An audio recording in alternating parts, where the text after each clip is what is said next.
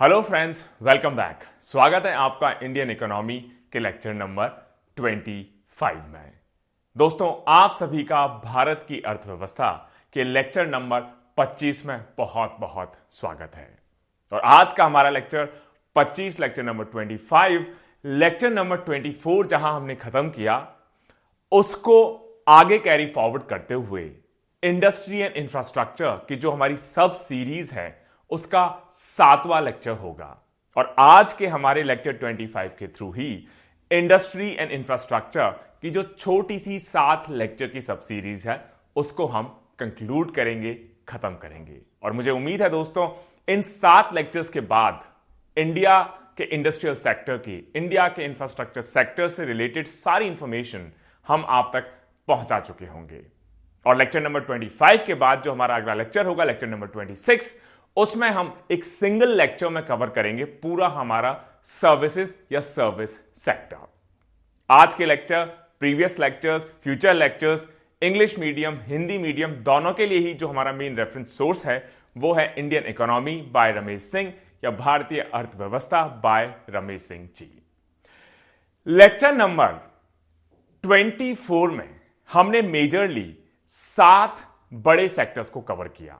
हमने कवर किया रेलवेज को, हमने डिस्कस किया रोड सेक्टर को, रोड्स को, फिर हमने डिटेल में कवर करने की कोशिश की हमारे सिविल एविएशन सेक्टर को, फिर हमने बात की टेलीकॉम सेक्टर की, और टेलीकॉम सेक्टर के बाद हमने उससे मिलते जुलते सेक्टर डिजिटल इंफ्रास्ट्रक्चर के बारे में आपके साथ चर्चा की।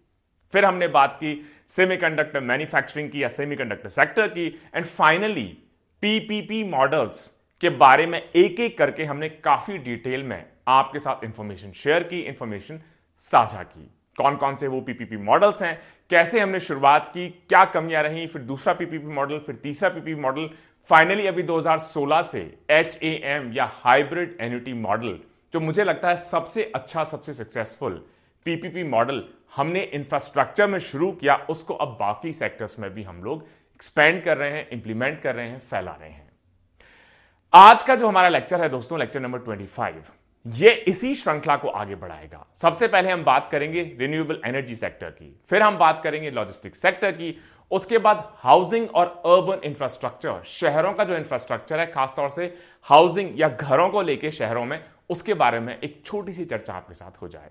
फिर हम बात करेंगे नेशनल इंफ्रास्ट्रक्चर पाइपलाइन या NIP के बारे में, फिर PM गति शक्ति के बारे में। फाइनली इस इंडस्ट्री एंड इंफ्रास्ट्रक्चर की सब सीरीज को कंक्लूड करने के लिए हम डिस्कस करेंगे कि क्या वो मेजर चैलेंजेस हैं इंडस्ट्री और इंफ्रास्ट्रक्चर से रिलेटेड इंडियन इकोनॉमी में, एंड क्या उनका वे फॉरवर्ड हो सकता है। तो आइए शुरू करते हैं आज के हमारे लेक्चर नंबर 25 को, और जिसमें हमारा पहला जो टॉपिक है वो है रिन्यूएबल एनर्जी के बारे में। इंडिया की अगर आप टोटल एनर्जी पोटेंशियल देख लें रिन्यूएबल सोर्सेज से रिलेटेड, तो उसको असेस किया गया है कि मीडियम टर्म में करीब 896 गीगावाट की हमारी रिन्यूएबल एनर्जी पोटेंशियल है, जिसमें से सोलर पावर का सबसे ज्यादा पोटेंशियल है। पोटेंशियल का मतलब है कि इतना अगर हम ठीक से अपनी पॉलिसीज लाएं, टेक्नोलॉजी अडॉप्ट करें, इतनी एनर्जी हम इन डिफरेंट सोर्सेज से प्रोड्यूस कर सकते हैं। जैसे सोलर से रफली 748 गीगावाट, विंड से रफली 100 gigawatt, small hydro power plant से रफली 20 गीगावाट, एंड बायोमास से रफली 27 गीगावाट पावर। और रिन्यूएबल सोर्सेज से हम ग्रिड पावर रिक्वायरमेंट्स को तो पूरा करते ही करते हैं, इसके अलावा हम इसको बाकी चीजों में भी काम में लेते हैं। जैसे डिस्ट्रीब्यूटेड जनरेशन में, लाइटिंग के लिए, पंपिंग के लिए, मोटिव पावर रिक्वायरमेंट्स के लिए, ऐसे एरियाज में रिन्यूएबल एनर्जी बहुत मददगार है जो बहुत रिमोट है, मतलब जहां तक हमारी नॉर्मल ट्रांसमिशन लाइंस शायद नहीं जा पा रही हों। वहां पे आप सोलर पावर लगा दीजिए, विंड पावर आप लगा सकते हैं, स्मॉल हाइड्रो पावर प्लांट्स भी आप वहां पर लगा सकते हैं। इनएक्सेसिबल एरियाज हैं जहां पर पहुंचना बहुत मुश्किल है। और अब इंडिया टाइम के साथ गवर्नमेंट का मेजर जो फोकस है कि रिन्यूएबल्स का जो हमारा शेयर है हमारे एनर्जी इंस्टॉल्ड कैपेसिटी में, जनरेशन कैपेसिटी में, एनर्जी मिक्स में, उसको हम बढ़ाते चले जाएंगे। हमारी जो रिलायंस है ट्रेडिशनल फॉसिल फ्यूल्स पे, कोल पे, डीजल पे, पेट्रोल पे, उसको हम कम करते चले जाएंगे ताकि 2070 तक इंडिया नेट जीरो एमिशंस को अचीव कर सके। अब हम मेगावाट से गीगावाट्स की तरफ लगातार बढ़ते चले जा रहे हैं जब बात हो जाए क्लीन रिन्यूएबल एनर्जी सोर्सेस की। और हम अगर अक्टूबर 2022 का डेटा देखें तो इंडिया की जो total renewable energy installed capacity है, जिसमें से अगर हम हाइड्रो पावर जिनकी 25 मेगावाट से ज्यादा कैपेसिटी है उनको हटा दें तो 105 गीगावाट के आसपास आप कह सकते हैं इंडिया की total renewable energy installed capacity. और अगर आप बड़े हाइड्रो पावर प्रोजेक्ट्स को भी इसमें इंक्लूड कर लें रिन्यूएबल एनर्जी में, तो हमारी जो रिन्यूएबल एनर्जी की इलेक्ट्रिक इंस्टॉल्ड कैपेसिटी है, वो जो टोटल हमारी इंस्टॉल्ड कैपेसिटी है उसका रफली 38.27% के आसपास आता है। और इसके कंपैरिजन में जो हमारी इलेक्ट्रिक एनर्जी जनरेशन कैपेसिटी है रिन्यूएबल सोर्सेज से, वो 26.96% के आसपास आता है। अब आपके मन में क्वेश्चन होगा कि जब मेरी रिन्यूएबल सोर्सेज से इंस्टॉल्ड कैपेसिटी 38.27% है तो जनरेशन कैपेसिटी सिर्फ 26.96% ही क्यों है, 8% रफली कम क्यों है? वो इस वजह से क्योंकि रिन्यूएबल सोर्सेज काफी हद तक डिपेंड करते हैं इसके सोर्स पे। ऐसा हो सकता है कि कुछ महीने सोलर पावर अवेलेबल ना हो, नाइट के टाइम पे सोलर पावर अवेलेबल ना हो, विंड भी फेवरेबल सिर्फ कुछ पीरियड तक ही रहे। इसका मतलब आप थोड़ी सी ज्यादा कैपेसिटी इंस्टॉल करते हैं लेकिन उसको 24 आवर आप शायद यूटिलाइज नहीं कर पाते, एक्सप्लॉइट नहीं कर पाते, इसलिए इंस्टॉल्ड कैपेसिटी ज्यादा होगी। एक्चुअल जो जनरेशन, एवरेज जनरेशन कैपेसिटी होगी वो उससे थोड़ी सी कम रह जाएगी। गवर्नमेंट ने कई सारे मेजर स्टेप्स लिए हैं कि किस तरीके से रिन्यूएबल एनर्जी सोर्सेज को, सेक्टर को हम आगे बढ़ा पाए, जिसमें पहला जो मेजर इनिशिएटिव है वो 2019-20 में लिया गया। गवर्नमेंट ने कहा कि जो नेशनल सोलर मिशन है उसके तहत हम सोलर रूफटॉप्स इंस्टॉल करेंगे जो कि ग्रिड से आप कनेक्ट कर सकते हैं। मतलब आप अपनी छत पे सोलर रूफटॉप पैनल्स लगाइए, जितनी एनर्जी आप खुद यूज करना चाहते हैं यूज कर सकते हैं, बाकी एनर्जी को आप ग्रिड को दे सकते हैं, उसके लिए गवर्नमेंट आपको पे करेगी। इनफैक्ट आपने जो रेगुलर इलेक्ट्रिसिटी कनेक्शन लिया है उसको उसमें से एडजस्ट करते हुए बचा जो सरप्लस आप ग्रिड को देंगे उसके लिए गवर्नमेंट आपको पे करने के लिए तैयार है। इसको कहते हैं नेट मीटरिंग। मतलब आपने मान लीजिए 10 kilowatt energy regular electricity connection से लिया, आपने सोलर रूफ पैनल लगाया, उसमें आपने मान लीजिए 20 किलोवाट प्रोड्यूस किया, तो जो 10 किलोवाट आप गवर्नमेंट से ले रहे हैं उसको डिडक्ट करते हुए बचा हुआ 10 जो किलोवाट आपका प्रोडक्शन है उसके लिए गवर्नमेंट आपको एक पहले से फिक्स रेट पर पे करने के लिए तैयार है। Solar rooftops. दूसरा major initiative solar parks. Government ने कहा कि हम रफली 35 सोलर पार्क्स बनाएंगे जो ultra mega solar power projects के तौर पे स्टैब्लिश किए जाएंगे, जिनकी टोटल एग्रीगेट कैपेसिटी रफली 22 गीगावाट के आसपास होगी। और इसको किया जाएगा 2015-16 से लेके 2022-23 के बीच में। तीसरा मेजर इनिशिएटिव कि ये जो नेशनल सोलर मिशन है इसके अंडर हम सोलर प्रोजेक्ट्स को स्टैब्लिश करेंगे। गवर्नमेंट ने कहा कि हम 15 गीगावाट के आसपास grid connected solar PV projects को लाएंगे, 2019-20 तक इनको कंप्लीट करेंगे। चौथा इनिशिएटिव, गवर्नमेंट ने कहा कि सोलर पंप्स को हम ज्यादा एनकरेज करेंगे, इंस्टॉल करेंगे। 1 लाख से भी ज्यादा सोलर पंप्स को इरिगेशन में और ड्रिंकिंग वाटर के लिए इंस्टॉल करने का गवर्नमेंट का ऑब्जेक्टिव है। पांचवा इनिशिएटिव सोलर सिटीज। गवर्नमेंट ने कहा कि हम 56 से भी ज्यादा सोलर सिटी प्रोजेक्ट्स को इंप्लीमेंट करेंगे और ये इंप्लीमेंटेशन होगा development of solar cities programme के अंडर। एंड छठा इनिशिएटिव, हम सूर्य मित्रों को ट्रेनिंग करेंगे। गवर्नमेंट ने कहा मई 2015 में कि हम 50,000 से भी ज्यादा सूर्य मित्रों को या पर्सनल को या लोगों को ट्रेन करेंगे 2015-16 से 19-20 के बीच में, ताकि वो सोलर से रिलेटेड या रिन्यूएबल एनर्जी से रिलेटेड जो सेक्टर्स हैं उसमें एम्प्लॉय हो सके, रोजगार पा सके, साथ ही साथ उन सेक्टर्स को स्किल्ड मैन पावर अवेलेबल करवाई जा सके। और अप्रैल 2023 में कई सारे और मेजर पॉलिसी इनिशिएटिव्स को भी गवर्नमेंट ने इंप्लीमेंट करना शुरू कर दिया है। पहला, national offshore wind energy policy को लाया गया 2015 में। गवर्नमेंट ने कहा कि इतनी बड़ी कोस्ट लाइन है, इतना बड़ा समुद्री तट है हमारा, रफली 7600 किलोमीटर के आसपास, तो क्यों ना हम इस समुद्र तट को, इस कोस्ट लाइन को यूज करें ऑफशोर विंड एनर्जी जनरेट करने के लिए। इंडिया का जो एक्सक्लूसिव इकोनॉमिक जोन है या EEZ है उसमें हमारे विंड टर्बाइंस लगाकर। गवर्नमेंट ने यह भी कहा कि ये जो विंड टर्बाइंस हैं ये सी में लगाए जाएं, ऑफशोर में लगाए जाएं, लैंड पे नहीं लगाए जाएं, ताकि लैंड हमारा वेस्ट ना हो, किसी तरह की कोई रुकावट ना हो, कोई रोड़ा ना बने।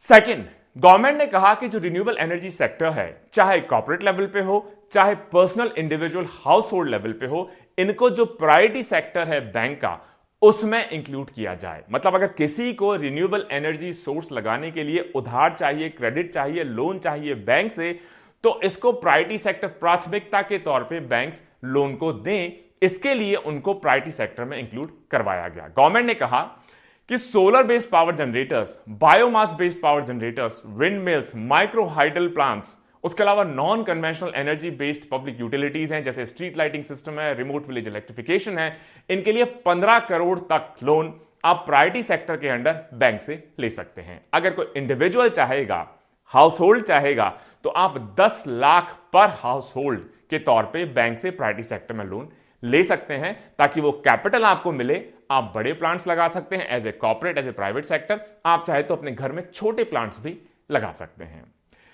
तीसरा, कि अगर कोई इन्वेस्ट करना चाहता है इंडिया के रिन्यूएबल एनर्जी सेक्टर में, तो उसमें 74% तक ऑटोमेटिक रूट से आप पार्टिसिपेट कर सकते हैं। जो किसी भी जॉइंट वेंचर में, उसमें आप 74% तक फॉरेन इक्विटी पार्टिसिपेशन कर सकते हैं किसी जॉइंट वेंचर में, और एफडीआई के तौर पे आप ऑटोमेटिक रूट से 100% तक आप इक्विटी के तौर पे उसमें इन्फ्यूज कर सकते हैं, इन्वेस्ट कर सकते हैं। गवर्नमेंट ने यह भी कहा कि जहां पर रिन्यूएबल एनर्जी बनती है, मान लीजिए रिमोट एरिया में कोई हाइड्रो पावर प्लांट है, कोई मेगा सोलर पावर प्लांट है, तो वहां पर एनर्जी जनरेशन के बाद उस एनर्जी को मुझे शहरों तक, गांवों तक, ग्रिड तक लाना भी पड़ेगा। तो इस रिक्वायरमेंट को पूरा करने के लिए कि किस तरीके से हम रिन्यूएबल पावर एनर्जी को इवैक्यूएट करवाएं, ग्रिड तक कनेक्ट करें, इसके लिए गवर्नमेंट ने ग्रीन एनर्जी कॉरिडोर्स प्रोजेक्ट को लॉन्च किया है। इसके थ्रू हम जो रिन्यूएबल सोर्सेज हैं, उसको जो कन्वेंशनल पावर स्टेशंस हैं, नॉर्मल हमारी ग्रिड है, उसके साथ कैसे मिलाया जाए, कैसे सिंक करवाया जाए, इस पे फोकस किया जा रहा है। इसके अलावा गवर्नमेंट ने 2022 में नेशनल हाइड्रोजन मिशन भी लॉन्च किया, और इस तरीके से इंडिया वर्ल्ड में कुछ गिने चुने देशों में से ऑलरेडी अपने आप को स्टैब्लिश कर चुका है, जो ग्रीन हाइड्रोजन को लेके इतने ज्यादा सीरियस हैं। गवर्नमेंट ने कहा कि हमारा एम है कि इस नेशनल ग्रीन हाइड्रोजन मिशन के तहत हाइड्रोजन जो है, जिसकी एनर्जी डेंसिटी हाई है, जिसकी फ्लेक्सिबिलिटी, वर्सटिलिटी हाई है, इसको हम टॉप क्लीन फ्यूल के तौर पे, फ्यूचर क्लीन फ्यूल के तौर पे स्टैब्लिश कर सकें। और एक ब्रॉड बेस्ड रिसर्च डेवलपमेंट और डेमोन्स्ट्रेशन प्रोग्राम को भी लॉन्च किया गया hydrogen energy and fuel cell के ऊपर, जिसको गवर्नमेंट ऑफ इंडिया लगातार फंड कर रही है, सपोर्ट कर रही है। और अप्रैल 2023 तक वर्ल्ड के जो सबसे बड़े ग्रीन हाइड्रोजन के प्रोजेक्ट्स हैं, जिसमें हमारी खुद की companies, for example Adani energy, for example Reliance, ये इंटरेस्ट दिखा चुके हैं कि हम इंडिया में लार्ज लेवल पे, मास स्केल पर ग्रीन हाइड्रोजन के प्रोजेक्ट्स लगाएंगे, ग्रीन हाइड्रोजन में इन्वेस्ट करेंगे। इसके अलावा गवर्नमेंट ने यह भी कहा कि जो हमारा फार्म सेक्टर है, हमारी खेती है, कृषि है, हमारे कृषक हैं, उनके कार्बन फुटप्रिंट को हम फार्म सेक्टर में कैसे कम करें, इसके लिए भी गवर्नमेंट ने एक स्कीम लॉन्च की, जिसका नाम है पीएम कुसुम, मतलब प्रधानमंत्री किसान ऊर्जा सुरक्षा एवं उत्थान महाअभियान। इसको लॉन्च किया गया 2019-20 में, और इसका एम यही है कि किस तरीके से हम एनर्जी प्रोवाइड करें, वाटर सिक्योरिटी प्रोवाइड करें, एडिशनल इनकम फार्मर्स प्रोड्यूस कर पाएं, उनको सोलर पावर्ड पंप्स और इक्विपमेंट देके। मतलब आप अपने खेत में सब्सिडाइज रेट पर सोलर पंप्स लीजिए, सोलर इक्विपमेंट लीजिए, उस पंप्स को आप यूज कर सकते हैं अपने बोरवेल में, ट्यूबवेल में, पंपिंग रिक्वायरमेंट्स के लिए, ताकि आपको बाहर से बिजली ना लेनी पड़े। इसके अलावा एडिशनल अगर आप बिजली प्रोड्यूस करते हैं, इसको ग्रिड में नेट मीटरिंग के थ्रू आप वापस दे सकते हैं, जिसके लिए गवर्नमेंट आपको अलग से पे करेगी। इसके अलावा गवर्नमेंट का यह भी टारगेट है, हमारे देश का यह भी टारगेट है कि जो हमारा जो गोल है नेट जीरो इमिशन का, इसमें दो जो इंपॉर्टेंट पिलर्स हैं। एक तो हम ट्रांजिशन करें क्लीन एनर्जी में। अब क्लीन एनर्जी, रिन्यूएबल एनर्जी में अगर आप ट्रांजिशन करते हैं, तो उसके साथ एक बहुत बड़ा चैलेंज है स्टोरेज का। स्टोरेज का मतलब, अगर मान लीजिए मैं सोलर एनर्जी के प्लांट्स डालता हूं, तो दिन में तो सोलर एनर्जी डायरेक्टली मुझे मिल जाएगी, लेकिन उस एनर्जी को मैं रात में कैसे यूज करूं, या ऐसे टाइम पे कैसे यूज करूं जब एक्चुअली सन नहीं है, क्लाउड्स हैं, बारिश है, रेन है। उसके लिए मुझे उस एनर्जी को स्टोर करना पड़ेगा। इसका मतलब पहले तो मैं इंस्टॉल्ड कैपेसिटी स्टैब्लिश करूं रिन्यूएबल्स की, फिर मुझे उसके साथ साथ स्टोरेज कैपेसिटी भी इंस्टॉल करनी पड़ेगी। और वर्ल्ड बैंक रिपोर्ट ने कहा है, स्टोरेज कैपेसिटी के लिए आपको लार्ज अमाउंट्स में, लार्ज क्वांटम में क्या चाहिए होंगी, बैटरीज चाहिए होंगी। और बैटरीज के लिए आपको क्या चाहिए होंगे? स्पेशलाइज्ड मिनरल्स चाहिए होंगे। वर्ल्ड बैंक ने एक रिपोर्ट पब्लिश की, मिनरल्स फॉर क्लाइमेट एक्शन, और उन्होंने कहा कि जैसे जैसे हम रिन्यूएबल एनर्जी की तरफ बढ़ेंगे, स्टोरेज कैपेसिटी हमें बढ़ानी पड़ेगी। स्टोरेज कैपेसिटी के लिए हमें बैटरीज चाहिए, बैटरी के लिए हमें मिनरल्स चाहिए। और किस टाइप के minerals? Copper, aluminium, iron, manganese, निकल एक्सेट्रा। ये क्रिटिकल है किसी भी कंट्री के clean energy sources, for example चाहे वो सोलर पीवी हो, विंड हो, न्यूक्लियर हो, इनको स्टोर करने के लिए। और जो मिनरल्स हैं, लिथियम और ग्रेफाइट, बहुत ज्यादा इंपॉर्टेंट है एनर्जी स्टोरेज फैसिलिटीज या कैपेसिटीज या टेक्नोलॉजी डेवलप करने के लिए। जो हमारा इकोनॉमिक सर्वे है 2021-22 का, उन्होंने कहा कि अगर हमें स्टोरेज कैपेसिटी डेवलप करनी है तो उसके लिए हमें कुछ इंपॉर्टेंट पॉलिसी एक्शंस को इंप्लीमेंट करना होगा। सबसे पहले तो हमें जो ये शिफ्ट है क्लीन एनर्जी की तरफ ट्रांजिशन करने का, इसमें और स्पीड लानी होगी, इसके मिक्स को और डाइवर्सिफाई करना होगा, अलग अलग एरियाज में और इन्वेस्ट करना होगा। और जो फ्यूचर टेक्नोलॉजीज हैं, ग्रीन हाइड्रोजन, ब्लू हाइड्रोजन, इसमें हमें दूसरे कंट्रीज के मुकाबले तेजी से आगे बढ़ना होगा। दूसरा यह भी कहा गया कि एक रिस्क भी है कि डेवलप्ड कंट्रीज रिन्यूएबल्स की तरफ हमसे पहले स्टेप्स उठा चुके हैं। तो अगर हमें नेट जीरो एमिशंस को टाइम बाउंड मैनर में अचीव करना है तो हमें अपनी स्पीड को तेज बढ़ाना होगा। कहीं ऐसा ना हो कि स्टोरेज कैपेसिटी के लिए, बैटरी कैपेसिटी के लिए, रिन्यूएबल टेक्नोलॉजी के लिए जिस तरह के मिनरल्स एक्सेट्रा चाहिए होंगे, वो डेवलप्ड कंट्रीज ही सारा कॉर्नर करके ले जाएं और हमारे लिए शायद दिक्कत हो बाद में सोर्सिंग के लिए। इसके लिए हमें इंडिजीनियस सप्लाई भी स्टैब्लिश करनी होगी, एक्सप्लोरेशन बढ़ाना होगा, साथ ही साथ बाहर के कंट्रीज के साथ भी कॉन्ट्रैक्ट्स करने होंगे कि इस तरह के मिनरल्स टेक्नोलॉजी की सप्लाई अनइंटरप्टेड तरीके से हमें मिलती रहे। इसके अलावा अगर हमें एफर्टलेसली ट्रांजिशन करना है रिन्यूएबल एनर्जी की तरफ, तो उसके लिए हमें R&D, रिसर्च एंड डेवलपमेंट को, शोध और अनुसंधान को बढ़ाना होगा। उसके लिए हमें ऐसी टेक्नोलॉजीज को डेवलप करना होगा जो रिसाइकिल करने में, रीयूज करने में, रीपर्पस करने में मिनरल्स को, ऐसे मिनरल्स को जो शॉर्ट सप्लाई में है, बड़ी मुश्किल से मिलते हैं, महंगे हैं, हमारी कंट्री में नहीं आते हैं, दूसरे कंट्री से इंपोर्ट करने पड़ते हैं, उनको हमें रिसाइकिल, रीयूज, रीपर्पस करने की डायरेक्शन में भी R&D की टेक्नोलॉजी पे फोकस करना होगा। गवर्नमेंट ने यह भी कहा कि 2021-22 में जब एनर्जी प्राइसेस बढ़ गए नेचुरल गैस के यूरोप में, और इसके कई सारे कारण रहे, वॉर एक कारण रहा, ठंड बहुत बढ़ गई क्लाइमेट चेंज की वजह से, एक्सट्रीम वेदर हम लोगों ने देखा, लोअर इलेक्ट्रिसिटी आउटपुट देखा, तो स्टोरेज फिर एक बहुत बड़ा इशू बन के आ जाता है। साथ ही साथ यह भी समझ में आने लगा है सबको कि हम ट्रेडिशनल फॉसिल फ्यूल्स पे, ट्रेडिशनल मीन्स एंड मेथड्स पे ही डिपेंडेंट नहीं रह सकते, हमें डाइवर्सिफाई करना होगा अपने एनर्जी सोर्सेस को, जिसके लिए रिन्यूएबल एनर्जी एक बहुत इंपॉर्टेंट एलिमेंट उभर कर सामने आता है। लेकिन उसके लिए हमें राइट पॉलिसी फ्रेमवर्क स्टैब्लिश करना होगा, हमें स्टोरेज कैपेसिटी बिल्ड करनी होगी, क्योंकि रिन्यूएबल्स के साथ एक बहुत बड़ा चैलेंज है कि लगातार इसकी इलेक्ट्रिसिटी सप्लाई नहीं है। अगर सन नहीं होगा, अगर सूर्य उदय नहीं हुआ, या सूर्य कम है, या किरणें उसकी प्रॉपर नहीं है, तो सोलर कैपेसिटी घट जाएगी। रात में अगर आपको यूज करना है रिन्यूएबल्स को, तो आपको स्टोर करके रखना पड़ेगा। विंड फार्म्स में भी कई बार होता है, विंड कम हो जाती है, डायरेक्शन चेंज हो जाते हैं, तो ऑन डिमांड एनर्जी सप्लाई के लिए स्टोरेज बहुत जरूरी है। स्टोरेज के थ्रू ही आप हमेशा उसको सप्लाई कर पाएंगे, साथ ही साथ जो रेगुलर ग्रिड है उसके साथ भी इसको कनेक्ट आप कर पाएंगे दोस्तों। तो दोस्तों, एक short discussion around renewable energy sector.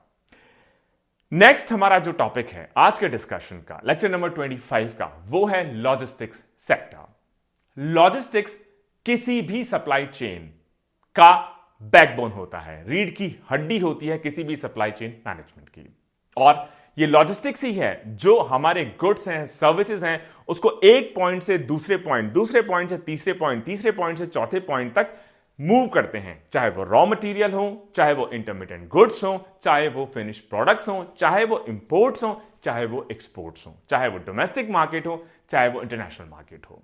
और इसमें सारे एलिमेंट्स जैसे कि ट्रांसपोर्टेशन हो गया, इन्वेंट्री मैनेजमेंट हो गया, वेयरहाउसिंग हो गया, मटेरियल्स हैंडलिंग हो गया, पैकेजिंग हो गया, इंटीग्रेशन ऑफ इंफॉर्मेशन हो गया, ये सभी सारे एलिमेंट्स इसमें आते हैं, बहुत जरूरी हैं। इंडिया में अनफॉर्चुनेटली लॉजिस्टिक्स सेक्टर बहुत ज्यादा एनकरेजिंग दिखाई नहीं देता है, लार्जली अनऑर्गेनाइज सेक्टर है, और अभी इंडिया में इस पर बहुत ज्यादा फोकस हम नहीं दे पाए हैं, लार्जली अनएक्सप्लोर्ड भी है। अगर कुछ डेटा की हम बात करें तो इंडिया की लॉजिस्टिक्स सेक्टर पे ज्यादा फोकस ना करने की वजह से, ज्यादा इन्वेस्ट ना करने की वजह से, इंडिया की जो लॉजिस्टिक्स कॉस्ट है वो हमारे जीडीपी का रफली 14 से 18% तक आंका गया है। ग्लोबल जो एवरेज है अच्छी इकोनॉमीज में, डेवलप्ड कंट्रीज में, वो रफली 8 to 9% इसको माना गया है। मतलब हमारे यहां लॉजिस्टिक्स की कॉस्ट, मतलब माल को एक जगह से दूसरी जगह ले जाने में जो यूरोप में, यूएस में पैसा लगता है, खर्चा लगता है, उसका 2 गुना खर्चा हमारी कंट्री में लगता है। तो अगर मेरी कोई इंडस्ट्री होगी, मेरा कोई बिजनेस होगा, तो मुझे बहुत ज्यादा खर्च करना पड़ता है सिर्फ लॉजिस्टिक्स के ऊपर। इसका मतलब मेरा जो प्रोडक्ट होगा वो ऑटोमेटिकली महंगा हो जाएगा। जब ग्लोबल मार्केट में मैं दूसरे कंट्रीज के साथ कंपीट करूंगा, तो मेरा प्रोडक्ट अगर महंगा होगा तो मेरा प्रोडक्ट कोई क्यों खरीदेगा? ऐसे कंट्री का प्रोडक्ट लोग खरीदेंगे जिसका प्रोडक्ट सस्ता हो। इसका मतलब मुझे लॉजिस्टिक्स कॉस्ट को कम करना ही होगा। और कई सारे डायमेंशंस हैं, कई सारे तरीके हैं जिसके थ्रू हम लॉजिस्टिक्स को इंप्रूव कर सकते हैं। जैसे एक तो जो क्लियरेंस प्रोसेस है उसको हम सिंप्लीफाई कर दें, ज्यादा एफिशिएंट बना दें, उसमें स्पीड लाएं, सिंप्लिसिटी लाएं, प्रिडिक्टिबिलिटी लाएं फॉर्मेलिटीज की। हमारे जो बॉर्डर कंट्रोल एजेंसीज हैं उनको सेंसिटाइज करें, उनको ट्रेन करें, इंक्लूडिंग हमारे कस्टम्स डिपार्टमेंट को। इसके अलावा हम quality of infrastructure, trade and transport, इसको इंप्रूव करें, हमारे पोर्ट्स को बेहतर बनाएं, रेल रोड्स को बेहतर बनाएं, रोड्स इंफॉर्मेशन टेक्नोलॉजी को हम लोग इंफ्यूज करें। इसके अलावा जो शिपमेंट्स हैं उसमें हम कंपेटिटिवली प्राइस शिपमेंट्स को अरेंज करें ताकि सस्ते दाम पर हमें शिपमेंट्स करने को अलाउ हो सके। इसके अलावा लॉजिस्टिक सर्विसेज हैं, जैसे ट्रांसपोर्ट ऑपरेटर्स हैं, कस्टम ब्रोकर्स हैं, उनमें ज्यादा कॉम्पिटेंसी इंफ्यूज करें और उनमें ज्यादा हम वर्ल्ड क्लास क्वालिटी को ला पाएं। इसके अलावा हमें ट्रैकिंग और ट्रेसिंग ऑफ कंसाइनमेंट्स को भी इंप्लीमेंट करना होगा। इसके अलावा डेस्टिनेशन पे अगर हमें कोई शिपमेंट पहुंचाना है या हमारे पास कोई शिपमेंट आना है तो वो टाइमली तरीके से पहुंच जाए, ऐसे सिस्टम्स भी हमें डेवलप करने होंगे। इन सभी चीजों को असेस करता हुआ वर्ल्ड बैंक का लॉजिस्टिक्स परफॉर्मेंस इंडेक्स रैंक करता है डिफरेंट कंट्रीज को कि किसका लॉजिस्टिक्स परफॉर्मेंस इंडेक्स बेटर है, किसका लॉजिस्टिक्स बेटर है, किसका लॉजिस्टिक्स खराब है। बेटर लॉजिस्टिक्स किसी भी कंट्री को अपनी जो कॉस्ट है ट्रेड, उसको कम करने में मदद करता है। अगर आपकी कॉस्ट कम होगी, आपका प्रोडक्ट कंपेटिटिव होगा ग्लोबल एक्सपोर्ट मार्केट में। इसको अचीव करने के लिए फाइनली गवर्नमेंट ने सितंबर 2022 में नेशनल लॉजिस्टिक्स पॉलिसी को लॉन्च किया। और सिर्फ सेंटर ही नहीं, लेकिन states like Uttar Pradesh, UP ने भी अपनी state logistics policy, state warehousing and logistics policy को लॉन्च किया। अभी जहां पर मेरी पोस्टिंग है, यूपी सीडा या Uttar Pradesh state industrial development authority nodal agency है वेयरहाउसिंग एंड लॉजिस्टिक्स पॉलिसी को इंप्लीमेंट करवाने के लिए across the state of Uttar Pradesh. तो स्टेट ऑफ उत्तर प्रदेश ने कहा कि सेंट्रल गवर्नमेंट ने तो अपनी नेशनल लॉजिस्टिक्स पॉलिसी लॉन्च की ही की, हम स्टेट के लिए भी अलग से लॉन्च करेंगे ताकि अपने स्टेट में जो लॉजिस्टिक्स का हाल है उसको कहीं ज्यादा बेहतर बना सकें। लॉजिस्टिक्स, वेयरहाउसिंग, कोल्ड चेन्स, आईसीडीज, इन सबको अपने यहां पर ज्यादा इंप्लीमेंट करवा सकें, वाटरवेज को प्रमोट कर सकें ताकि हमारे स्टेट की एंड इवेंचुअली हमारे कंट्री की जो लॉजिस्टिक्स कॉस्ट है उसको कम किया जा सके। ये जो आइडिया रहा कि नेशनल लॉजिस्टिक्स पॉलिसी की आखिर जरूरत क्या है, तो गवर्नमेंट को लगने लगा कि लॉजिस्टिक्स को बेहतर बनाने के लिए गवर्नमेंट ने कई सारे इनिशिएटिव्स लिए, जैसे उड़ान स्कीम, उड़े देश का आम नागरिक, भारतमाला प्रोजेक्ट, सागरमाला प्रोजेक्ट, पर्वतमाला प्रोजेक्ट, नेशनल रेल प्लान। इसके अलावा जीएसटी रिफॉर्म को हम लोगों ने इंप्लीमेंट किया, ई संचित लॉन्च किया, single window interface for trade, Swift platform को लॉन्च किया। इसके अलावा आइस गेट मतलब Indian customs electronic data interchange gateway को लॉन्च किया।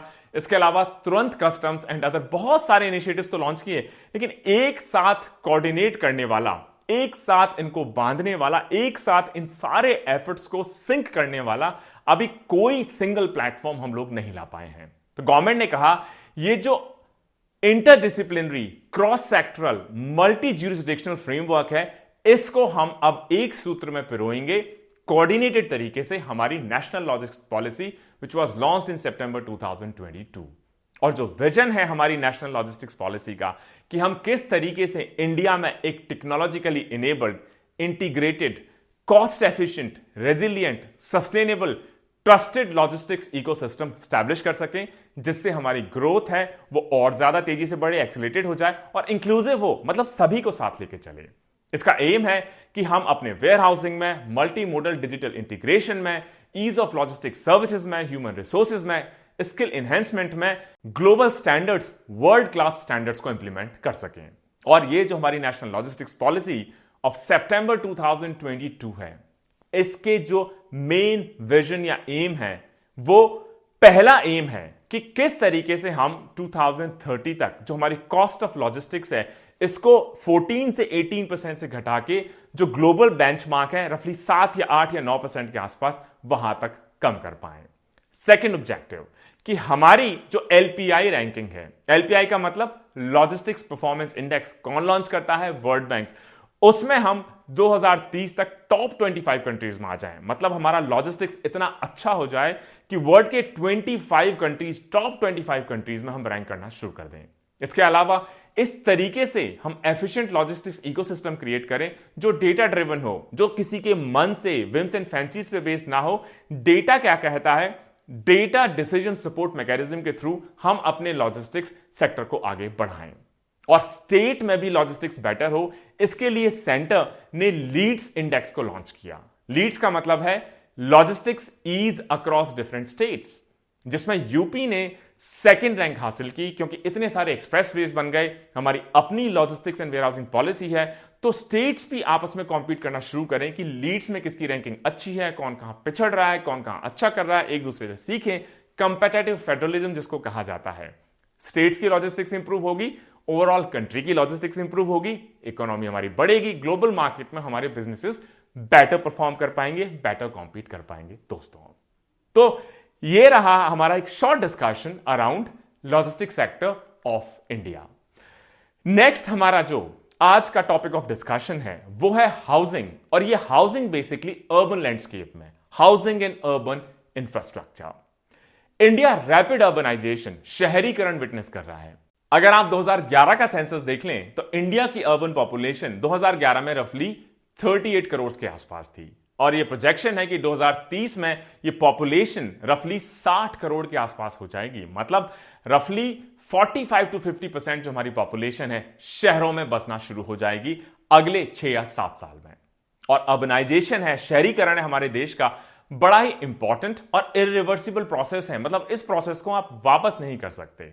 और जो शहरों में जाते हैं, ऐसा माना जाता है कि उनको ज्यादा अच्छी वेजेस मिल पाती हैं, बेटर क्वालिटी ऑफ लाइफ मिलती है, ज्यादा अच्छी सुख सुविधाएं मिलती हैं। शहरों में रहने के अपने खुद के चैलेंजेस भी हैं, लेकिन ओवरऑल यह माना जाता है कि कोई कंट्री, कोई इकोनॉमी जब ग्रो करती है तो रूरल से अर्बनाइजेशन की तरफ उसका मूवमेंट देखा जाता है। इकोनॉमिक ग्रोथ, पॉवर्टी रिडक्शन का भी मेजर इंस्ट्रूमेंट या टूल है अर्बनाइजेशन। अब जब सिटीज बढ़ते हैं एज इंजिन्स ऑफ ग्रोथ, तो इस रैपिड पेस ऑफ अर्बनाइजेशन की वजह से कई सारे जो city related basic infrastructure services के चैलेंज हैं वो भी उभर कर सामने आते हैं। अगर बहुत ज्यादा पॉपुलेशन शहरों में चली जाएगी, उनको वाटर सप्लाई देना, साफ सफाई, सैनिटेशन इंश्योर करना, सॉलिड वेस्ट और वेस्ट वाटर मैनेजमेंट को इंश्योर करना, ये अर्बन प्लानिंग, अर्बनाइजेशन से रिलेटेड मेजर चैलेंजेस भी हमारे अर्बन सेंटर्स में उभर कर सामने आ रहे हैं। इन सभी को एड्रेस करने के लिए गवर्नमेंट ने कई सारे इंपॉर्टेंट इनिशिएटिव्स भी लिए हैं, जिसमें पहला इनिशिएटिव है कि किस तरीके से अर्बन पुअर, मतलब शहरों में जो गरीब लोग हैं, उसको एड्रेस किया जाए, उनके सोशल और ऑक्यूपेशनल कमियों को, दिक्कतों को, वनरेबिलिटीज को एड्रेस किया जाए। उसके लिए गवर्नमेंट ने लॉन्च की दीनदयाल अंत्योदय योजना, नेशनल अर्बन लाइवलीहुड्स मिशन। इसके थ्रू जो स्टैट्यूटरी टाउन्स हैं उनको हम ट्रेन करेंगे, स्किल्स देंगे, ताकि वो सेल्फ और वेज एम्प्लॉयमेंट अटेन कर सकें, सेल्फ एम्प्लॉयमेंट इंश्योर कर सकें। उनको क्रेडिट भी दिया जाएगा सब्सिडाइज रेट ऑफ इंटरेस्ट पे कि अपना वो बिजनेस, छोटा मोटा काम धंधा शुरू कर सकें। इस मिशन के तहत जो अर्बन होमलेस हैं, जिनके पास बिल्कुल घर नहीं है, उनके लिए शेल्टर्स भी क्रिएट किए जा रहे हैं। और ऐसे लोग जो स्ट्रीट वेंडर्स हैं, मतलब बाहर रेडी, ठेला एक्सेट्रा लगाकर अपना गुजारा करते हैं, उनके लिए भी इंफ्रास्ट्रक्चर क्रिएट किया जा रहा है, दीनदयाल अंत्योदय योजना, नेशनल अर्बन लाइवलीहुड्स मिशन। इसके अलावा जो हमारे वेंडर्स हैं, स्ट्रीट वेंडर्स हैं, जो गली गली, मोहल्ले मोहल्ले जाकर आपको कई बार रोड साइड पे दिख जाएंगे, उनको जब दिक्कत आने लगी कोविड-19 के लॉकडाउन की वजह से, उनका बिजनेस जब ठप हो गया, तो गवर्नमेंट ने एक मेजर इनिशिएटिव लॉन्च किया जिसका नाम है PM street vendors Atmanirbhar Nidhi, पीएमएसवी निधि भी जिसको कहा जाता है। इसके तहत 50 लाख से भी ज्यादा जो स्ट्रीट वेंडर्स हैं, जो मार्च 24, 2020 से पहले वेंडिंग कर रहे थे अर्बन एरियाज में या पैरा अर्बन रूरल एरियाज में, आसपास शहरों के आसपास के एरियाज में, उनको इस स्कीम में वर्किंग कैपिटल लोन दिया जाएगा जिसको आप मंथली इंस्टॉल में वापस कर सकते हैं 1 साल में। मतलब किसी को मान लीजिए 10,000 रुपए की जरूरत है, गवर्नमेंट इसको 10,000 रुपए देगी, आप अपना बिजनेस ताकि फिर से शुरू कर सकें जब कोविड का लॉकडाउन हटा, और इसको आप धीरे धीरे वापस गवर्नमेंट को चुका दीजिए। और अगर आप समय पे इसको रीपे करते हैं, चुका देते हैं, तो आपको 7% की इस पे सब्सिडी मिलती है जो आपके बैंक अकाउंट में डीबीटी के थ्रू, डायरेक्ट बेनिफिट ट्रांसफर के थ्रू क्वार्टरली बेसिस पे गवर्नमेंट वापस डिपॉजिट जमा कर देगी। एक और इनिशिएटिव कि शहरों में मकान मिलना, हाउसिंग, घर एक बहुत बड़ा चैलेंज है। तो जैसे जैसे पॉपुलेशन गांव से शहरों की तरफ आती है, एक स्टेट से दूसरे स्टेट में जाती है, एक स्टेट में ही घूमती है, एक डिस्ट्रिक्ट से दूसरे डिस्ट्रिक्ट में जाती है, एक डिस्ट्रिक्ट में ही घूमती है। अगर आप एक स्टेट से दूसरे स्टेट या एक डिस्ट्रिक्ट से दूसरे डिस्ट्रिक्ट या एक सिटी से दूसरी सिटी में जाते हैं, इसको कहा जाता है हॉरिजॉन्टल मोबिलिटी। दूसरा होता है वर्टिकल मोबिलिटी। वर्टिकल मोबिलिटी का मतलब है पहले आप छोटा घर यूज करेंगे, उसके बाद आप और बड़ा घर यूज करना चाहते हैं, उसके बाद हो सकता है आप और फैंसी घर यूज करना चाहते हो। तो हॉरिजॉन्टल या सेप्शल मोबिलिटी है कि ज्योग्राफिकली आप मूवमेंट कर रहे हैं between cities, between districts, between states. Vertical mobility का मतलब है कि आप सोशो इकोनॉमिक जो सीढ़ी है, लैडर है, उस पर चढ़ते चले जा रहे हैं। जैसे जैसे आपके रिसोर्सेज बढ़ रहे हैं, आपके पास बेटर अपॉर्चुनिटीज आ रही हैं। तो दो बड़े इश्यूज अर्बन हाउसिंग को एड्रेस करने के लिए, एक है रेंटल हाउसिंग, एक है vacant houses problem in India. मतलब इंडिया में अभी भी ऐसे घर शहरों में जो किराए पे दिए जाते हैं वो बाकी कंट्रीज के मुकाबले उतने ज्यादा नहीं हैं। इसके दो कारण हो सकते हैं। एक, लोग अभी भी शायद इतना रेंट अफोर्ड नहीं कर पा रहे हो। दूसरा, शायद सप्लाई साइड इश्यूज भी इसमें हो। दूसरी चीज कि एक तरफ तो रेंट के लिए घर नहीं मिल रहे हैं, दूसरी तरफ बहुत सारे ऐसे प्रोजेक्ट्स हैं जो इनकम्प्लीट पड़े हुए हैं। घर अभी भी खाली हैं, जो उनके ओनर्स हैं, अलॉटीज हैं, उनका पोजेशन नहीं ले पा रहे हैं। इस वजह से लोगों की डिमांड है, लेकिन क्योंकि कई तरह के लीगल हर्डल्स हैं, बिल्डर्स के साथ इशू हैं, पॉलिसी के साथ इशू हैं, इस वजह से इनकी रजिस्ट्रियां नहीं हो पा रही हैं। तो वो खाली जो वेकेंट हाउस प्रॉब्लम है, ये एक दूसरा बड़ा चैलेंज है अर्बन हाउसिंग को लेकर। गवर्नमेंट ने कहा कि ये जो इशू है शहरों में, अर्बन एरियाज में हाउसिंग या घर को लेकर, इसको हम 3 या 4 इनिशिएटिव्स के थ्रू एड्रेस करने की कोशिश करेंगे। गवर्नमेंट ने कहा कि PMAYU, प्रधानमंत्री आवास योजना अर्बन, इसको लॉन्च किया गया जून 2015 में, और इसका एम, ऑब्जेक्टिव यही रहा कि सभी लोगों को 2022 तक जो अर्बन पुअर हैं, शहर में गरीब लोग हैं, उनको पक्का घर दे दिया जाएगा जिसमें बेसिक एमिनिटीज सारी के सारी हों। इसको हाउसिंग फॉर ऑल, प्रधानमंत्री आवास योजना भी कहा गया। और 2023 तक सभी स्टेट्स को मिला लें, यूनियन टेरिटरीज को मिला लें, लगभग 1.5 करोड़ हाउसेस की डिमांड इस प्रधानमंत्री आवास योजना अर्बन या हाउसिंग फॉर ऑल स्कीम में ऑलरेडी दिए जा चुके हैं, रजिस्टर हो चुके हैं। और पूरे अर्बन इंडिया कि ये जो स्कीम है कवर करने वाली, ये पूरी दुनिया की सबसे बड़ी हाउसिंग स्कीम्स में से मानी जाती है। अर्बन हैबिटेट्स हो, अर्बन सिटीज हो, ये इकोनॉमिक ग्रोथ के एपिसेंटर्स हैं, मेन अड्डे हैं, केंद्र बिंदु हैं।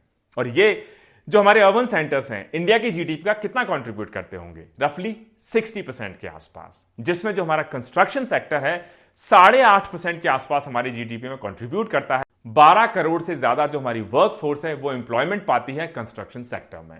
तो गवर्नमेंट का यह भी कहना है कि जो ये हाउसिंग फॉर ऑल स्कीम है, प्रधानमंत्री आवास योजना अर्बन है, जिसके तहत हम ऑलरेडी 1.5 करोड़ से ज्यादा घरों को रजिस्टर कर चुके हैं, लोगों को दे चुके हैं। इसके दो फायदे हैं। एक तो शहरों में जो गरीब लोग हैं, जिनके पास घर नहीं है, उनको घर मिल जाएगा।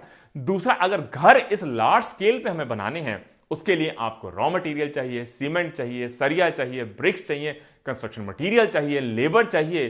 तो बहुत सारे लोगों को रोजगार भी मिल जाएगा। साथ ही साथ जो हमारे सेक्टर्स हैं, कोर इंडस्ट्रीज हैं, सीमेंट इंडस्ट्री है, या फिर हमारी ब्रिक्स इंडस्ट्री है, या फिर हमारी सरिया इंडस्ट्री है, आयरन इंडस्ट्री है, इन सबको भी उससे काफी ज्यादा ऑर्डर्स मिलेंगे, फायदा मिल जाएगा। तो इस स्कीम के थ्रू सभी को घर दे रहे हैं और ओवरऑल इकोनॉमी पे भी एक मेजर मल्टीप्लायर इफेक्ट देखा जा रहा है। इस स्कीम को 4 वर्टिकल्स के थ्रू गवर्नमेंट इंप्लीमेंट कर रही है। तो गवर्नमेंट ने कहा इन 4 वर्टिकल्स में से जो पहला वर्टिकल होगा कि हम अपने स्लम्स को कैसे डेवलप करेंगे, उसके लिए गवर्नमेंट ने लॉन्च की इन सिटू स्लम डेवलपमेंट वर्क्स या ISSR। इसमें जो लैंड होगी, जमीन चाहिए होगी आपको घर बनाने के लिए, वो किसकी होनी चाहिए? वो जो भी प्राइवेट प्लेयर है उसकी होनी चाहिए। इसमें गवर्नमेंट ऑफ इंडिया 1 लाख रुपए से ज्यादा की ग्रांट मदद आपको अपना घर बनाने के लिए देंगे। दूसरी स्कीम कि हमारे ऐसे सेक्शंस जिनको कहा जाता है ईडब्ल्यूएस या इकोनॉमिकली वीकर सेक्शंस या एलआईजी, लोअर इनकम ग्रुप्स, इनको घर बनाने में कैसे मदद करें, नए घर बनाने के लिए या अगर आपको दूसरा घर बनाना है उसके लिए। उसके लिए गवर्नमेंट ने CLSS स्कीम को लॉन्च किया, जिसको कहा जाता है क्रेडिट लिंक्ड सब्सिडी स्कीम। और ईडब्ल्यूएस और एलआईजी ऐसे घरों को, ऐसे हाउस होल्डों को माना जाता है जिनकी एनुअल सालाना जो इनकम है 3 लाख या 3 लाख से कम है और उनके घर की साइज 30 से 60 स्क्वायर मीटर के बीच में है। और ऐसे दोनों ही टाइप के जो बेनिफिशियरीज हैं, मतलब EWS economically weaker sections, LIG मतलब कि लोअर इनकम ग्रुप, इनको गवर्नमेंट कहती है कि आपको 6 लाख तक का हम लोन देंगे। हमारी जो स्कीम है credit link subsidy scheme CLSS, इसके तहत, और इस पे आपको सिर्फ 6.5% ही इंटरेस्ट या ब्याज देना होगा। तीसरा जो वर्टिकल है, गवर्नमेंट ने कहा AHP, affordable housing in partnership, मतलब हम ऐसे पब्लिक कंपनीज के साथ, प्राइवेट बिल्डर्स, डेवलपर्स के साथ ज्वाइंट वेंचर करेंगे जिसमें उनसे हम कहेंगे कि हम सेंटर की तरफ से आपको 1.5 लाख रुपए पर ईडब्ल्यूएस या एलआईजी हाउस देंगे। आपको अपना जो प्रोजेक्ट है, प्रॉपर्टी है, उसमें 35% ऐसे घर बनाने होंगे जिनको रिजर्व करना होगा ईडब्ल्यूएस के लिए या एलआईजी के लिए। बाकी आप चाहें जिस भी कैटेगरी के बनाएं, जिसको भी आप बेचना चाहें। चौथा जो वर्टिकल है वो है beneficiary led house construction enhancement, BLC जिसको कहा जाता है। इसमें इंडिविजुअल्स ऐसे जो ईडब्ल्यूएस या इकोनॉमिकली वीकर सेक्शंस कैटेगरी में फॉल करते हैं, उससे आते हैं, उनको गवर्नमेंट एक सेंट्रल असिस्टेंस देगी रफली 1.5 लाख रुपए पर बेनिफिशियरी का। तो दोस्तों, एक शॉर्ट डिस्कशन कि अर्बनाइजेशन का क्या स्टेटस है इंडिया में, किस तरीके से बढ़ता हुआ दिखाई देता है, जो हाउसिंग है वहां पर किस तरह की दिक्कतें हैं, उसको कैसे एड्रेस करने की हम कोशिश कर रहे हैं। और दोस्तों, हमारा जो अगला सब टॉपिक है आज के लेक्चर में वो है नेशनल इंफ्रास्ट्रक्चर पाइपलाइन। हमने अपने शुरुआती लेक्चर में और लेक्चर नंबर 24 में काफी डिटेल में कवर करने की कोशिश की इंडिया के इंफ्रास्ट्रक्चर सेक्टर को। इंफ्रास्ट्रक्चर सेक्टर को फंड करने के लिए जो इनिशिएटिव्स हैं, उसके लिए 2 मेजर सोर्सेस हैं। एक तो गवर्नमेंट अपने पैसे से फंड करे, दूसरा गवर्नमेंट ने अभी हाल ही में 2020-21 में नेशनल मॉनेटाइजेशन पाइपलाइन को लॉन्च किया है। उससे जो हमें पैसा मिलेगा, पब्लिक सेक्टर अंडरटेकिंग्स की अनयूटिलाइज जमीन, एसेट्स, उनको प्राइवेट सेक्टर को देके उस पैसे को हम यूज कर पाएंगे अपने इंफ्रास्ट्रक्चर को फंड करने में। गवर्नमेंट ने 2024-25 तक टारगेट रखा है कि हमारी जो जीडीपी है इसको 5 ट्रिलियन तक ले जाया जाए, और इसको अचीव करने के लिए हमें रफली 2020-25 के बीच में 1.4 ट्रिलियन मतलब लगभग 10 लाख करोड़ के आसपास इन्वेस्ट करना पड़ेगा अपने इंफ्रास्ट्रक्चर को डेवलप करने के लिए। और 2030 तक हमें और 4.5 ट्रिलियन US की जरूरत पड़ेगी। इस जरूरत को किस किस इंफ्रास्ट्रक्चर को कैसे कैसे बनाना है, इस पूरे स्ट्रैटेजी को, गेम प्लान को नाम दिया गया है नेशनल इंफ्रास्ट्रक्चर पाइपलाइन। किस तरीके से हम इन्वेस्टमेंट ला सके इंफ्रास्ट्रक्चर सेक्टर में, गवर्नमेंट ने दिसंबर 2019 में उसके लिए लॉन्च किया national infrastructure pipeline NIP initiative को। जो NIP है ये कैप्चर करता है कि 2020 से लेकर 2025 तक किस तरीके से इंफ्रास्ट्रक्चर को इंडिया में आगे बढ़ाया जाएगा, क्या हमारा इंफ्रास्ट्रक्चर का विजन रहेगा। और ये पहली बार एक एक्सरसाइज की गई है पूरे कंट्री के इंफ्रास्ट्रक्चर रिक्वायरमेंट को असेस करके एक कॉमन प्लेटफॉर्म पर लाके उसकी फंडिंग के बारे में भी सारे आइडियाज को एक साथ रखने की। और गवर्नमेंट ने कहा कि जो नेशनल इंफ्रास्ट्रक्चर पाइपलाइन है इसको हम फंड करेंगे PPP या PPP मोड पे, मतलब पब्लिक प्राइवेट पार्टनरशिप मोड पे। जो सेक्टर्स हैं जो फंड किए जाएंगे नेशनल इंफ्रास्ट्रक्चर पाइपलाइन में, उसमें रफली एनर्जी सेक्टर में 24% के आसपास इन्वेस्ट किया जाएगा, रोड्स में रफली 19% के आसपास, अर्बन इंफ्रास्ट्रक्चर में रफली 16% के आसपास एंड रेलवेज में रफली 13% के आसपास। जो फंडिंग होगी इन प्रोजेक्ट्स की उसको इक्वली शेयर किया जाएगा, मतलब आधा पैसा सेंटर लगाएगा और आधा पैसा स्टेट्स को देना होगा। 39% सेंटर लगाएगा, 39% स्टेट्स को देना होगा जिन स्टेट्स में इन प्रोजेक्ट्स को लागू किया जाएगा, और जो बचा हुआ 22% होगा इसको ट्रिपल पी मोड के थ्रू हम प्राइवेट सेक्टर से लाएंगे। गवर्नमेंट की एक्सपेक्टेशन है कि शुरुआत में 22% हम प्राइवेट सेक्टर से इन्वेस्ट करने की अपेक्षा रखेंगे, एक्सपेक्टेशन रखेंगे, जिसको 2025 तक बढ़ा के हम 30% कर देंगे। इसका मतलब 30% प्राइवेट सेक्टर, बचा हुआ 75%, 35% उसमें से गवर्नमेंट ऑफ इंडिया देगी, 35% उसमें से स्टेट गवर्नमेंट फंड करेंगी। 42% जो प्रोजेक्ट्स हैं इनको 2020 तक ऑलरेडी लॉन्च भी कर दिया गया है, और बाकी जो प्रोजेक्ट्स हैं इनको भी लगातार तेजी से गवर्नमेंट इस नेशनल इंफ्रास्ट्रक्चर पाइपलाइन के तहत लॉन्च कर रही है, लागू कर रही है। एक टास्क फोर्स भी बनाई गई और इस टास्क फोर्स ने ही एडवाइस किया गया कि जो गवर्नमेंट के इंफ्रास्ट्रक्चर के रिक्वायरमेंट्स हैं सेंटर के, स्टेट के, उनको पहले असेस करके एक टेबल पे लाया जाए और उसके बाद कैसे उसको फंड किया जाए, वरना तो ये सिर्फ एक बुकिश या किताबी एक्सरसाइज ही हो जाएगी अगर प्रॉपर्ली फंड नहीं किया गया, एग्जीक्यूट नहीं किया गया, मॉनिटर नहीं किया गया, फॉलो अप नहीं किया गया। तो इस टास्क फोर्स ने कहा कि इसके लिए आप नेशनल इंफ्रास्ट्रक्चर पाइपलाइन लॉन्च करिए, इसके साथ साथ इसको इंप्लीमेंट करने के लिए सेंटर और स्टेट्स दोनों कई सारे इंपॉर्टेंट एरियाज में कुछ मेजर रिफॉर्म्स या चेंजेस को भी लागू करें। जैसे इस टास्क फोर्स ने कहा कि नेशनल इंफ्रास्ट्रक्चर पाइपलाइन तभी सक्सेसफुल होगी जब हम एक रोबस्ट बॉन्ड मार्केट स्टैब्लिश करेंगे इंफ्रास्ट्रक्चर की कंपनीज के लिए, मतलब ऐसी कंपनीज जो इंफ्रास्ट्रक्चर की प्रोजेक्ट्स को लेना चाहेंगी, उनको पैसे की जरूरत पड़ेगी। पैसा कहां से रेज करेंगे? बैंक से, लेकिन बैंक तो इतना ज्यादा पैसा उनको देने की स्थिति में नहीं होंगे, तो बॉन्ड मार्केट से ये कंपनी पैसा उठाएं।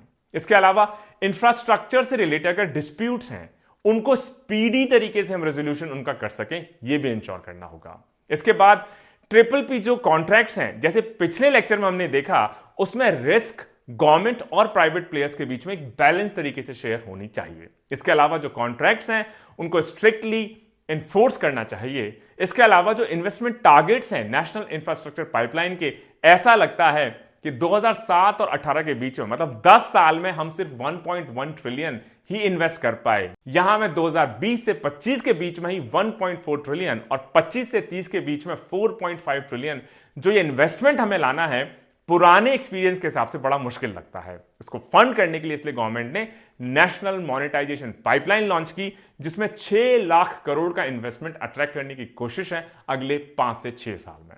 गवर्नमेंट ने कहा कि बड़ा टफ टाइम है, अगर हम इंफ्रास्ट्रक्चर नहीं करेंगे स्टैब्लिश अपने कंट्री में तो जो ग्लोबल स्लो डाउन है उसका और नेगेटिव इंपैक्ट हमको देखने में पड़ेगा। प्रोजेक्ट्स डिले हो जाएंगे, क्लियरेंसेस के इश्यू हो जाते हैं, लैंड एक्विजिशन के इश्यू हैं, फंडिंग नहीं मिल पाती है, इंफ्रास्ट्रक्चर में हम और भी ज्यादा पिछड़ते चले जाएंगे। तो गवर्नमेंट ने कहा है कि हम ऐसे अच्छे प्रोजेक्ट्स को आइडेंटिफाई करें जो इन्वेस्टमेंट अट्रैक्ट कर सके सेंट्रल गवर्नमेंट से, स्टेट गवर्नमेंट से, अर्बन लोकल बॉडीज जैसे नगर निगम हो गया, नगर पंचायत हो गई, इनके थ्रू, या म्युनिसिपल कमिश्नर हो गए, इनके थ्रू, बैंक से, फाइनेंशियल इंस्टीट्यूशन से, प्राइवेट इक्विटी फंड से, प्राइवेट इन्वेस्टर से, और प्राइवेट फंड्स लोकल हो या फॉरेन, इससे हमें कोई फर्क नहीं पड़ना चाहिए। तो ये रहा दोस्तों एक short discussion on national infrastructure pipeline. सारे इंफ्रास्ट्रक्चर रिक्वायरमेंट्स को असेस करना, उसके बाद उनकी फंडिंग का इंतजाम करना, उसके बाद उनको इंप्लीमेंट करना। 1.4 ट्रिलियन यूएस डॉलर हमें चाहिए 2020 से 25 के बीच में, उसके बाद 25 से 30 तक हमें चाहिए 4.5 ट्रिलियन डॉलर्स और। इसको फंड करने के लिए अलग अलग सोर्सेज से सेंट्रल गवर्नमेंट पैसा लगाए, स्टेट्स लगाएं, अर्बन लोकल बॉडीज लगाएं, बैंक्स लगाएं, फाइनेंशियल इंस्टीट्यूशंस लगाएं, प्राइवेट इक्विटी फंड्स लगाएं, डेट मार्केट लगाए, बॉन्ड मार्केट लगाए, प्राइवेट इन्वेस्टर्स लगाएं, एफडीआई आए, लोकल प्राइवेट इन्वेस्टर्स इसमें इन्वेस्ट करें। इसके अलावा नेशनल मॉनेटाइजेशन पाइपलाइन के थ्रू भी लगभग 6 लाख करोड़ मोबिलाइज या उगाने की गवर्नमेंट की इसमें कोशिश है। अगला आज का हमारा जो सब टॉपिक है दोस्तों वो है पीएम गति शक्ति। पीएम गति शक्ति इसका मतलब है प्राइम मिनिस्टर गति शक्ति national master plan for multi modal connectivity. Multi modal का मतलब है सिर्फ एक मोड ऑफ ट्रांसपोर्ट नहीं होगा कि सिर्फ रोड्स ही हो, या सिर्फ रेलवेज ही हो, या सिर्फ एयरपोर्ट्स ही हो, या सिर्फ पोर्ट्स ही हो। मल्टी मॉडल का मतलब सारे के सारे ट्रांसपोर्टेशन के जितने भी मीन्स एंड मेथड्स हैं उन सबको समाहित करते हुए, उन सबको सिंक्रोनाइज करते हुए। और यह पीएम गति शक्ति या प्राइम मिनिस्टर गति शक्ति national master plan for multi modal connectivity कब लॉन्च किया गया? अक्टूबर 2021 में। और इसका पर्पस यही रहा कि इंफ्रास्ट्रक्चर सेक्टर में हम मल्टी मॉडल कनेक्टिविटी को बूस्ट अप कर सकें, लॉजिस्टिक्स कॉस्ट को कम कर सकें, हमारे प्रोडक्ट्स की कॉस्ट को कम कर सकें, ग्लोबल मार्केट में हमारे बिजनेसेस ताकि ज्यादा अच्छे से कॉम्पीट कर पाए। और इस इनिशिएटिव के थ्रू एक डिजिटल प्लेटफॉर्म क्रिएट किया गया जिसमें 16 अलग अलग मिनिस्ट्रीज जैसे कि roads, railways, shipping, aviation, petroleum and gas, power, telecom, aviation etcetera, ये सब एक साथ उस पर लाई गई ताकि सभी मिलके अलग अलग प्लान करने की बजाय, अलग अलग एग्जीक्यूट करने की बजाय एक साथ एक होलिस्टिक तरीके से प्लानिंग की जा सके इंफ्रास्ट्रक्चर प्रोजेक्ट्स की, और होलिस्टिक तरीके से डुप्लीसिटी को अवॉइड करते हुए एफिशिएंट तरीके से इन प्लान्स को एग्जीक्यूट भी किया जा सके। इस पीएम गति शक्ति इनिशिएटिव के थ्रू, डिजिटल प्लेटफॉर्म के थ्रू गवर्नमेंट का यह भी एक ऑब्जेक्टिव है कि हम एक मल्टी मॉडल कनेक्टिविटी रोबस्ट तरीके से स्टैब्लिश करने की डायरेक्शन में मेजर स्टेप उठाएं ताकि हमारे जो कनेक्टिविटी के ऑप्शंस हैं, मींस एंड मेथड्स हैं, उनको सीमलेस तरीके से हम इंटीग्रेट कर सकें ताकि लोगों का मूवमेंट हो, गुड्स का मूवमेंट हो, सर्विसेज का मूवमेंट हो, एक मोड ऑफ ट्रांसपोर्ट से दूसरे मोड ऑफ ट्रांसपोर्ट तक एकदम सीमलेस हो सके, इंटीग्रेटेड तरीके से हो सके। और गवर्नमेंट ने कहा कि हम इंफ्रास्ट्रक्चर क्रिएट करेंगे जो लास्ट माइल कनेक्टिविटी देगा। इसके अलावा ट्रेवल टाइम को कम करेंगे, लॉजिस्टिक्स कॉस्ट को भी हम कम करने की कोशिश करेंगे थ्रू पीएम गति शक्ति master plan for multi modal connectivity. अभी थोड़ी देर पहले जब हम लॉजिस्टिक्स सेक्टर की बात कर रहे थे तो हमने यह भी डिस्कस किया कि इंडिया में जो लॉजिस्टिक्स कॉस्ट है ये रफली 14 से 18% के आसपास है और ग्लोबल बेंचमार्क क्या है, रफली 8 to 9%। गवर्नमेंट का टारगेट भी है नेशनल लॉजिस्टिक्स पॉलिसी ऑफ सितंबर 2022 के थ्रू कि हम 2030 तक इस लॉजिस्टिक्स कॉस्ट को इंटरनेशनल बेंचमार्क्स तक ले आए, क्योंकि हाई लॉजिस्टिक्स कॉस्ट है, कॉस्ट स्ट्रक्चर को स्क्रू करती हैं, हमारे कंपिटेटिवनेस को ये ग्लोबल मार्केट में कम करती हैं। तो गवर्नमेंट ने कहा कि जो पीएम गति शक्ति national master plan for multi modal connectivity है, इसको 6 पिलर्स के थ्रू हम स्टैब्लिश करेंगे, एग्जीक्यूट करेंगे, इंप्लीमेंट करेंगे। पहला है कि ये जो इनिशिएटिव है पीएम गति शक्ति कॉम्प्रिहेंसिव हो। कॉम्प्रिहेंसिव का मतलब अभी जितने भी एग्जिस्टिंग हैं या प्लान्ड इंफ्रास्ट्रक्चर से रिलेटेड इनिशिएटिव्स हैं, एक्टिविटीज हैं, अलग अलग मिनिस्ट्रीज के, डिपार्टमेंट्स के, इनको एक सेंट्रलाइज पोर्टल पे लाया जाए ताकि सभी को एक दूसरे की प्रोजेक्ट्स की विजिबिलिटी हो, उनकी एक्टिविटीज की, अभी जो प्रोजेक्ट्स चल रहे हैं, पास्ट में जो प्रोजेक्ट्स थे और फ्यूचर में जो वो प्लान कर रहे हैं, सभी का डेटा जब उस पर दिखने लगेगा तो उस डेटा को एनालाइज आप कर पाएंगे। दूसरा पिलर है प्रायोरिटाइजेशन, कि जब सभी डिपार्टमेंट्स का डेटा इस पे आ जाएगा तो अपने प्रोजेक्ट्स को आप प्रायोरिटाइज कर पाएंगे कि मैं रोड तभी बनाऊंगा जब पहले ब्रिज बन गया हो, रेलवेज में तभी लाऊंगा तब पहले ब्रिज बन गया हो, रेलवे ट्रैक्स बिछ गई हो, टनल पहले खुद गई हो, वरना पता लगे मैं रेलवे ट्रैक बिछाने लगा, टनल अभी खुद ही नहीं है, फिर सालों तक वो रेलवे ट्रैक ऐसे ही पड़ी रही, खराब हो गई। तो मैं कॉम्प्रिहेंसिव तरीके से ज्यादा डिपार्टमेंट्स को ला पाऊंगा, प्रायोरिटाइज कर पाऊंगा अपने प्रोजेक्ट्स को क्रॉस सेक्टरल इंटरेक्शंस के थ्रू। तीसरा पिलर होगा ऑप्टिमाइजेशन, कि जब डेटा सारा एक साथ आ जाएगा, सभी मिनिस्ट्रीज का, डिपार्टमेंट का उस डेटा को एनालाइज कर पाएंगे, उसमें क्रिटिकल गैप्स को हम आइडेंटिफाई भी कर पाएंगे, तो ऑप्टिमाइज कर पाएंगे, टाइम सेव कर पाएंगे, कॉस्ट सेव कर पाएंगे। चौथा पिलर रहेगा सिंक्रोनाइजेशन, कि अलग अलग डिपार्टमेंट की एक्टिविटीज को सिंक्रोनाइज कर पाएंगे, क्योंकि अलग अलग जो लेयर्स ऑफ गवर्नेंस है इनको इस पीएम गति शक्ति पोर्टल पे एक साथ लाया जा सकता है। सभी डिपार्टमेंट्स एक साथ बैठेंगे, आपस में बेहतर कोऑर्डिनेशन हो सकेगा, वरना पहले क्या होता था, ट्रेडिशनली एक मिनिस्ट्री अपना प्लान कर रही है, दूसरी मिनिस्ट्री को पता नहीं, एक डिपार्टमेंट अपना प्लान कर रहा है, दूसरे डिपार्टमेंट को पता नहीं, साइलोज में वर्क कर रहे हैं, कोई कोऑर्डिनेशन नहीं है, कम कोऑर्डिनेशन है, जिसकी वजह से कई बार डुप्लिसिटी भी हो जाती थी, कई बार प्रोजेक्ट्स में डिले भी हो जाता था, क्लैशेस भी हो जाते थे। इसको अब खत्म किया जाएगा सिंक्रोनाइजेशन के थ्रू। पांचवा पिलर एनालिटिकल, कि सारा डेटा जब एक साथ आ जाएगा और वो डेटा भी world class technology of GIS, geographical information system के थ्रू आएगा, जिसके थ्रू आप स्पेशल प्लानिंग कर पाएंगे। एनालिटिकल टूल्स की मदद से उस डेटा को आप पूरी तरीके से एनालाइज कर पाएंगे। 200 से भी ज्यादा लेयर्स ऑफ जियोस्पेशियल डेटा को इसमें इनपुट किया जा रहा है, जिससे बेटर विजिबिलिटी होगी, एग्जीक्यूटिंग एंड प्लानिंग एजेंसी उस डेटा को यूज कर पाएंगी। और छठा पिलर है इसका डायनेमिज्म, कि आप विजुअलाइज कर पाएंगे, रिव्यू कर पाएंगे, मॉनिटर कर पाएंगे क्रॉस सेक्टरल प्रोजेक्ट्स को सैटेलाइट इमेजरी के थ्रू रियल टाइम बेसिस पे। रोड कितना बना, सड़क बन गई क्या, टनल बन गई क्या, ट्रैक्स बिछ गई क्या, बिजली के पोल लग गए क्या, हाइड्रो पावर प्लांट बन गया क्या, उसकी इवैक्यूएशन ट्रांसमिशन लाइंस बन गई क्या, सभी चीजें। और अभी हम लगातार देख रहे हैं कि स्टेट ऑफ यूपी इसमें एक मेजर रोल प्ले करता हुआ नजर आता है। पीएम गति शक्ति पोर्टल को हमारे जो स्टेट के प्रोजेक्ट्स हैं ऑलरेडी यूज करना शुरू कर चुके हैं। पीडब्ल्यूडी डिपार्टमेंट हो, डिपार्टमेंट ऑफ इंडस्ट्रीज हो, पंचायती राज हो, इन सभी के डेटा को इस पर लाया जा रहा है ताकि आपके जो फ्यूचर के प्रोजेक्ट्स हो इनको आप कोऑर्डिनेटेड तरीके से पीएम गति शक्ति पोर्टल के थ्रू ही आगे लागू करें। बेटर प्लान कर पाएंगे, बेटर मॉनिटर कर पाएंगे, और काम वही होता है जिसको आप मॉनिटर कर पाएं, प्रॉपर्ली एग्जीक्यूट कर पाएं, प्रॉपर फॉलोअप कर पाएं। पीएम गति शक्ति पोर्टल का एक एम यह भी है कि ह्यूमन इंटरवेंशन को कम किया जाए, मिनिस्ट्रीज के बीच में क्लैशेस को कम किया जाए, प्रोजेक्ट्स को प्रोजेक्ट मॉनिटरिंग ग्रुप के थ्रू रियल टाइम में एनालाइज करवाया जाए, रिव्यू करवाया जाए, ताकि प्लान को हम अच्छे से टाइम बाउंड मैनर में विदाउट कॉस्ट ओवररन्स इंप्लीमेंट कर सकें। जैसे एक एग्जांपल ले लिया जाए, मान लीजिए हमारे डिपार्टमेंट ऑफ रोड्स को या मिनिस्ट्री ऑफ रोड्स को एक टनल बनानी है। सिमिलरली रेलवेज को भी एक टनल बनानी है अपनी रेलवेज के लिए, रोड्स डिपार्टमेंट को अपने ट्रक्स के लिए, अपने ट्रांसपोर्टेशन के लिए अलग से एक टनल बनानी है। दोनों को एक दूसरे की टनल्स के बारे में पता नहीं, तो होगा क्या, एक टनल रोड डिपार्टमेंट बनाएगा, एक टनल रेलवेज डिपार्टमेंट बनाएगा। पीएम गति शक्ति पे अगर आप इस डेटा को ले आएंगे तो दोनों डिपार्टमेंट्स को जब पता चलेगा कि सेम एरिया में रेलवेज को भी टनल की जरूरत है, रोड डिपार्टमेंट को भी टनल की जरूरत है, तो एक बड़ी टनल हम बना दें जिसमें से रोड ट्रांसपोर्टेशन भी हो जाए, रेलवे ट्रांसपोर्टेशन भी हो जाए।